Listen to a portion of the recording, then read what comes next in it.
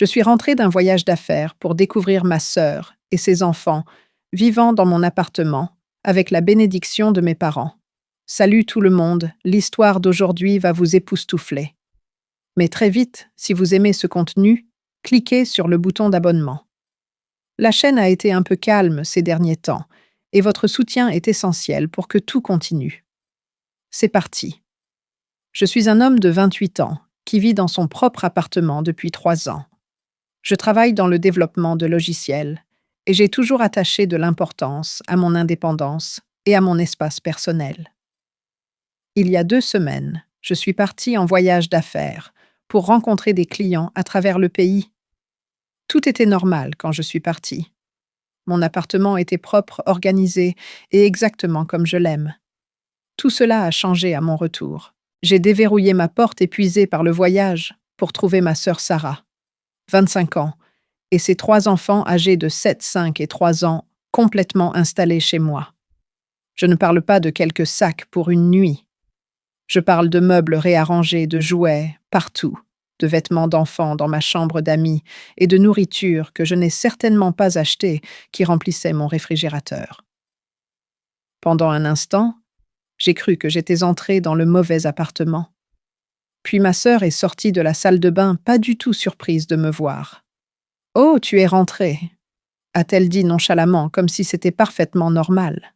« Maman a dit que tu serais à la maison aujourd'hui. » Je suis restée là, la clé encore à la main, trop choquée pour répondre. Les enfants ont accouru excités de voir leur oncle James pendant que j'essayais de comprendre ce qui se passait.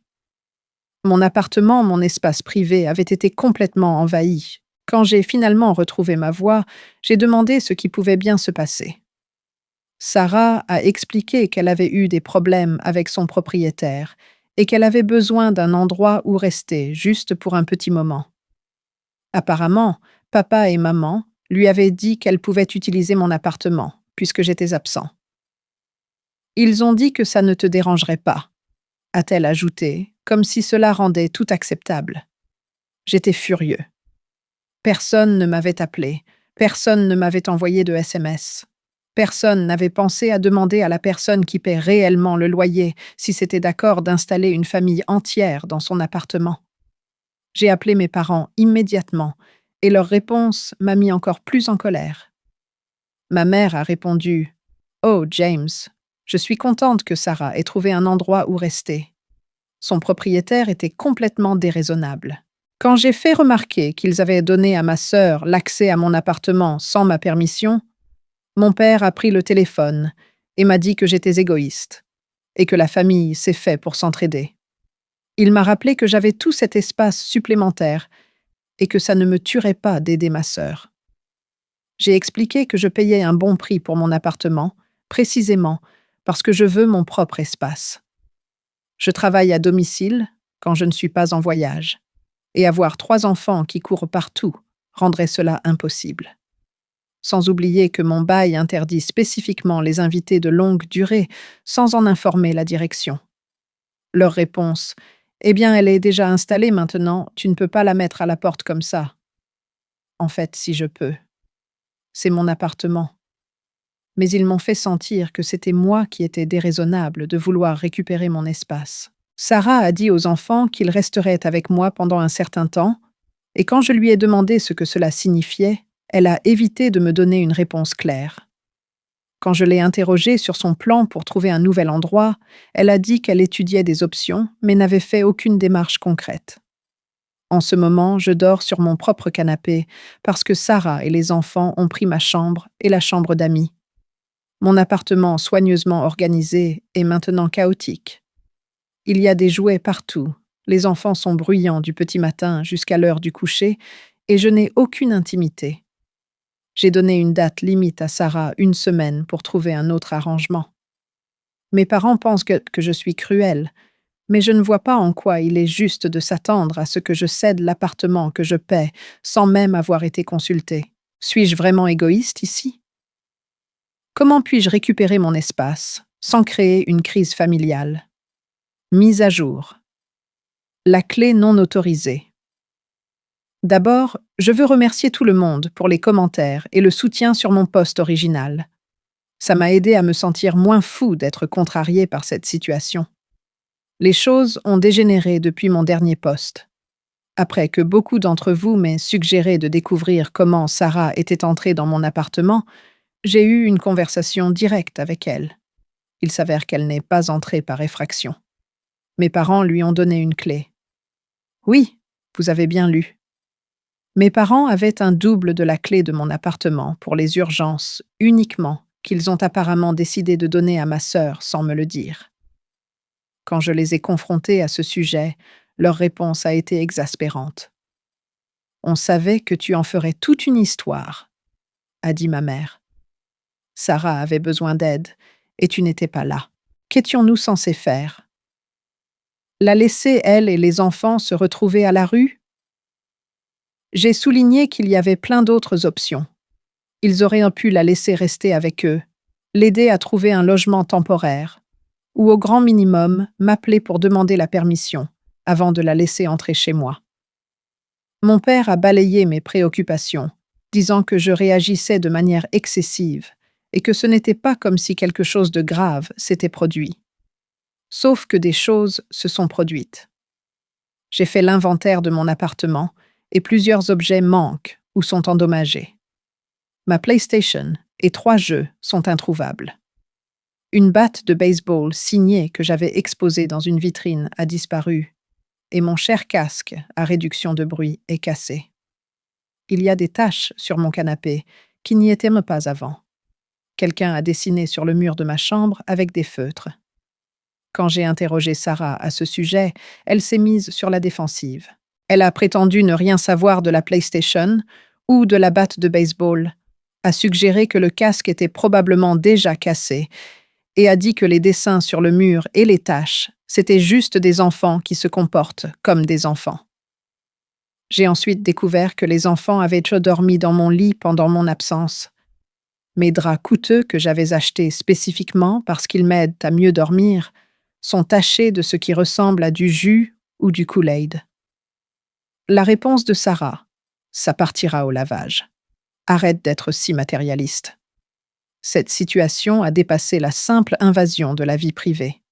Il s'agit maintenant de respect pour ma propriété et mes limites. J'ai changé les serrures que j'ai payées moi-même, même si le propriétaire a proposé de partager les frais après que je lui ai expliqué la situation.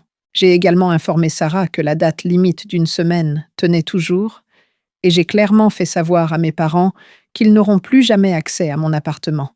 Mes parents me font maintenant la tête, et Sarah a raconté aux membres de la famille que je la jetais à la rue, elle et les enfants. La version des faits est devenue d'une manière ou d'une autre que je suis le méchant dans cette histoire, pour vouloir récupérer mon propre espace et être contrarié que mes biens soient endommagés ou manquants. Je tiens bon, cependant. C'est mon appartement, ce sont mes affaires, et j'ai tout à fait le droit d'être contrarié par ce qui s'est passé.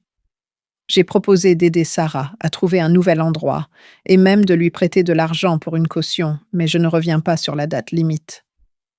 Je ferai une nouvelle mise à jour une fois la semaine écoulée. Mise à jour, le bilan des dégâts et les objets de valeur manquants. Cela fait 4 jours depuis ma dernière mise à jour, et j'aimerais avoir de meilleures nouvelles à partager. Après avoir fait un inventaire plus approfondi de mon appartement, j'ai découvert que les dégâts et les objets manquants sont pires que ce que je pensais initialement. La PlayStation et les jeux qui avaient disparu. Sarah les a prêtés à son petit ami actuel sans me le demander. La batte de baseball signée qui manquait à sa vitrine. Un des enfants l'a emmenée dehors pour jouer avec, et elle est maintenant perdue quelque part dans le parc du quartier. Mais la pire découverte est venue quand j'ai ouvert le tiroir de mon bureau, où je garde des documents importants. Une petite boîte verrouillée contenant 500 $ en espèces, mon fonds d'urgence, était vide. Quand j'ai confronté Sarah à ce sujet, elle a admis avoir emprunté l'argent parce qu'elle était à court de liquidités et a promis de me rembourser dès que possible. Pas de calendrier, pas de reconnaissance de la gravité de prendre de l'argent qui n'était pas le sien. J'ai tout documenté avec des photos et créé une liste détaillée des dommages et des objets manquants, totalisant près de 2 000 $. J'ai envoyé cette liste à Sarah et à mes parents en précisant que j'attendais d'être remboursée. Leur réponse était prévisible. Sarah prétend qu'elle n'a pas ce genre d'argent en ce moment et mes parents m'ont accusé d'être mesquin avec ma propre sœur pendant une période difficile. La date limite que j'ai fixée approche et Sarah n'a fait aucun effort pour trouver un autre logement. Au lieu de cela, elle s'est entêtée à me faire sentir coupable, utilisant les enfants comme levier émotionnel. Où sommes-nous censés aller? A-t-elle demandé devant ses enfants, faisant pleurer le plus jeune. J'en ai aussi appris plus sur sa situation de logement. Elle n'était pas menacée de se retrouver à la rue, comme mes parents l'ont laissé entendre. Elle a été expulsée de son dernier appartement pour non-paiement du loyer pendant plusieurs mois, bien qu'elle ait reçu une aide financière de mes parents pendant cette période. Ce n'est pas une crise soudaine, c'est l'aboutissement d'un schéma d'irresponsabilité que tout le monde s'attend à ce que je règle. La situation dans l'appartement est devenue encore plus tendue. Sarah a cessé de nettoyer après les enfants, apparemment pour me punir d'insister pour qu'ils partent. Il y a des jouets partout de la vaisselle empilés dans l'évier, et la salle de bain est dans un état que je n'aurais pas cru possible en quelques jours seulement. J'ai essayé de maintenir des limites en restant dans mon bureau à domicile pendant la journée, avec la porte verrouillée, mais les enfants frappent constamment à la porte et crient pour m'appeler, perturbant mes appels professionnels. Sarah ne fait aucun effort pour les rediriger ou respecter le fait que je travaille. Hier soir, la situation a dégénéré. Je revenais avec un plat à emporter. Juste pour moi, Sarah s'était plainte plus tôt que je n'aidais pas pour la nourriture. Et j'ai trouvé son petit ami dans mon appartement. Cet homme que je n'ai rencontré que 2 fois auparavant était assis sur mon canapé, buvant ma bière et se comportant comme s'il vivait là. Quand je me suis opposée à sa présence, Sarah m'a accusé d'être contrôlant et a dit que je ne pouvais pas dicter avec qui elle passait du temps. Je lui ai rappelé qu'en tant que locataire légal, je peux absolument déterminer qui entre dans ma maison. Son petit ami est parti après un face-à-face inconfortable, non sans me dire que j'étais un vrai salaud avec ma propre famille. Mes parents ont maintenant enrôlé d'autres membres de la famille pour me faire pression. J'ai reçu des appels de 2 tantes, d'un oncle et même de ma grand-mère, me disant tous une version de « la famille avant tout » et que je devrais être plus compréhensif envers la situation de Sarah. J'ai parlé de la situation avec mon propriétaire et il a été étonnamment compréhensif. Il a confirmé que le fait d'avoir des résidents non déclarés est contraire aux termes de mon bail, mais a dit qu'il travaillerait avec moi étant donné les circonstances. Il a également suggéré que si Sarah refuse de partir, nous devrons peut-être entamer une procédure d'expulsion formelle, même si elle n'est pas sur le bail. J'espère que nous n'en arriverons pas là, mais je me prépare à cette éventualité. La date limite est dans 3 jours. Je ferai une nouvelle mise à jour une fois qu'elle sera passée. Mise à jour. Procédure d'expulsion et retombée familiale. La date limite est arrivée et passée, et comme beaucoup d'entre vous l'avaient prédit, Sarah n'a fait aucun effort pour partir ou même chercher un autre logement. Au lieu de cela, elle a campé sur ses positions, me disant clairement qu'elle connaissait ses droits et que je ne pouvais pas légalement la mettre dehors sans préavis approprié. Il semble qu'elle ait reçu des conseils de quelqu'un sur les droits des locataires, bien qu'elle ne soit pas une locataire réelle. Après avoir consulté à la fois mon propriétaire et un ami avocat, j'ai pris la mesure formelle de fournir à Sarah un avis écrit, lui donnant 30 jours pour quitter les lieux. Je le lui ai remis en main propre et par courrier recommandé afin qu'il n'y ait aucun doute sur sa réception. Sa réponse a été de me rire au nez. « Bonne chance avec ça », a-t-elle dit. Je ne vais nulle part. Mes parents étaient furieux quand ils ont appris l'existence de la vie formelle. Mon père m'a appelé en hurlant que je détruisais la famille et qu'il m'avait mieux élevé que ça.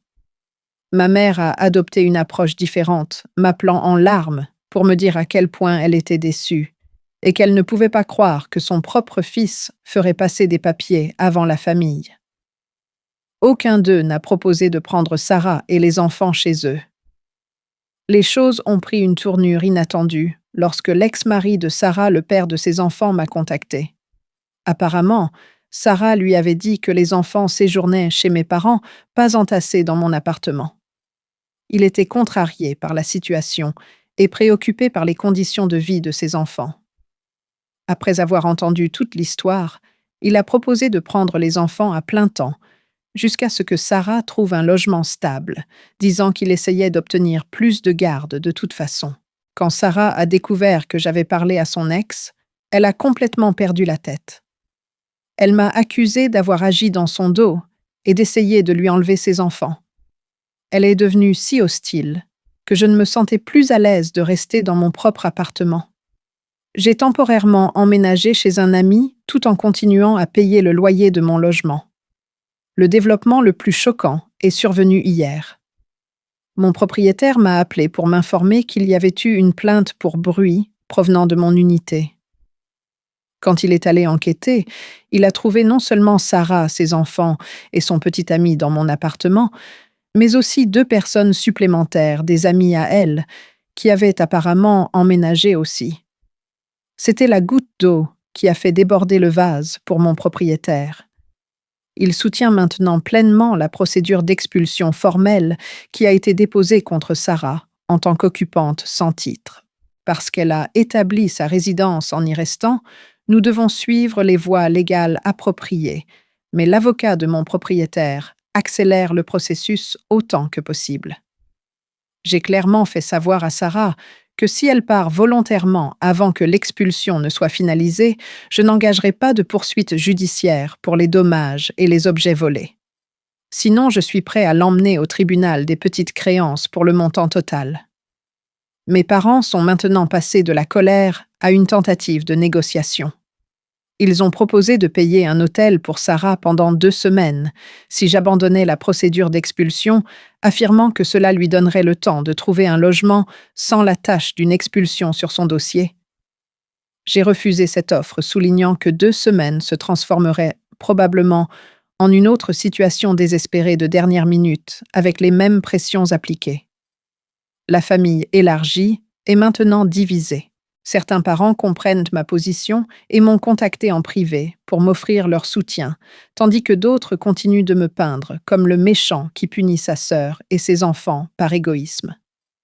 À travers tout cela, j'ai conservé une documentation de tout l'état de mon appartement, les occupants non autorisés, les objets manquants et toutes les communications.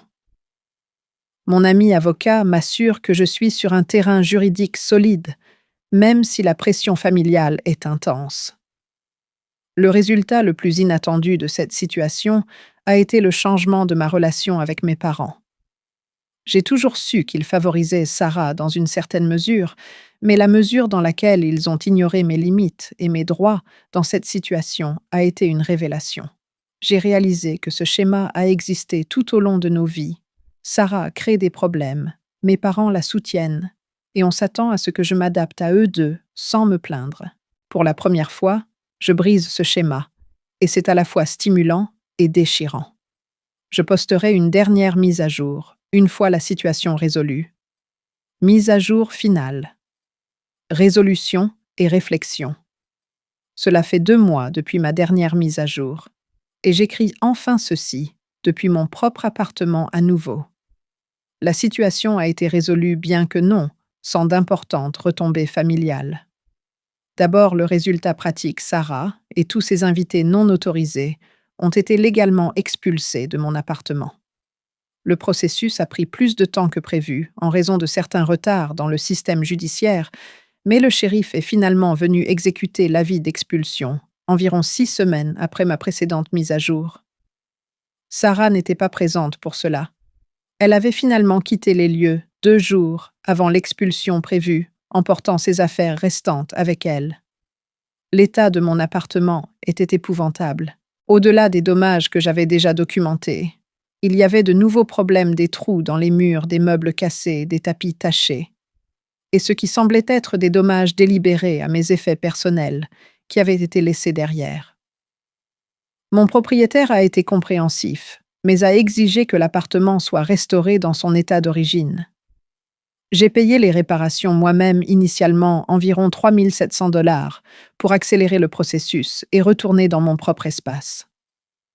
Quant à mes biens manquants et endommagés, j'ai décidé de porter plainte contre Sarah au tribunal des petites créances après tout. Malgré mon offre antérieure de l'abandonner si elle partait volontairement, les dommages délibérés ont changé ma perspective et j'ai senti qu'elle devait faire face aux conséquences de ses actes. J'ai obtenu la totalité du montant de 2 150 $ pour les objets volés et endommagés, plus les 500 $ empruntés de ma boîte verrouillée. Savoir si je verrai un jour cet argent est une autre question, mais avoir le jugement enregistré était important pour moi. Maintenant, pour les suites familiales. Sarah vit actuellement avec nos parents après avoir épuisé toutes les autres options et coupé les ponts avec divers amis qui l'avaient temporairement hébergée. Elle n'avait nulle part où aller. Ses enfants séjournent principalement avec leur père, qui a demandé une modification de la garde en urgence après avoir vu les conditions de vie dans mon appartement. Sarah a un droit de visite le week-end, mais n'a plus la garde principale. Ma relation avec mes parents a fondamentalement changé. Après l'exécution de l'expulsion, ils ont finalement semblé comprendre la gravité de la situation. Ma mère a appelé pour s'excuser, non pas pour avoir donné ma clé à Sarah ou pour l'invasion de mon espace, mais pour la façon dont les choses ont dégénéré. C'était une reconnaissance partielle, au mieux. Mon père a été moins conciliant. Il maintient que j'aurais dû trouver un moyen de faire fonctionner les choses et que la voie légale était une escalade inutile. Il est particulièrement contrarié par la situation de la garde des enfants de Sarah, qu'il me reproche d'une manière ou d'une autre, plutôt qu'au choix de Sarah. Nous nous parlons à nouveau, mais nos conversations sont tendues et peu fréquentes. J'ai fixé des limites claires sur les sujets que je suis prêt à aborder, et la situation de Sarah est hors limite. J'ai également fait savoir très clairement qu'ils n'auront plus jamais de clé pour un endroit où je vis et que je ne serai pas disponible comme filet de sécurité pour les futures crises de Sarah. La famille élargie est largement passée à d'autres drames, bien que j'entende encore occasionnellement des commentaires sur le fait que je suis celui qui a expulsé sa propre sœur. J'ai cessé de me défendre ou d'expliquer la situation. Ceux qui comptent comprennent déjà et ceux qui ne comprennent pas ne comprendront probablement jamais. Le développement le plus positif a été mon appréciation accrue pour les vrais amis. Mon ami qui m'a laissé rester chez lui pendant la procédure d'expulsion, mes collègues qui se sont adaptés à ma situation de travail erratique, et même mon propriétaire, qui a travaillé avec moi plutôt que contre moi. Ces personnes m'ont montré à quoi ressemble un vrai soutien. J'ai aussi appris de précieuses leçons sur l'établissement et le maintien de limites. Pendant des années, j'ai accepté la dynamique familiale où les besoins de Sarah passaient toujours en premier et où l'on s'attendait à ce que je m'adapte. Briser ce schéma a été douloureux, mais nécessaire.